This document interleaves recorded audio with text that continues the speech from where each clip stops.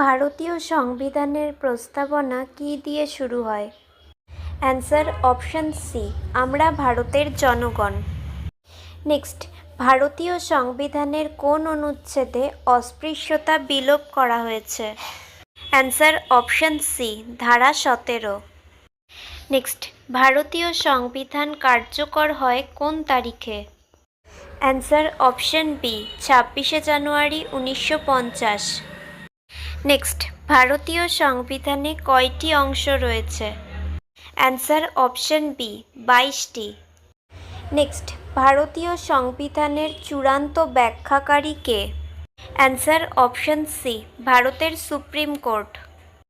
Next, সংবিধানের কোন অনুচ্ছেদে বাক স্বাধীনতা এবং মত প্রকাশের অধিকার প্রদান করা হয়েছে? অ্যান্সার অপশন এ, ধারা 19। নেক্সট, ভারতীয় সংবিধানে কয়টি মৌলিক অধিকার রয়েছে? অ্যান্সার অপশন বি, 6টি।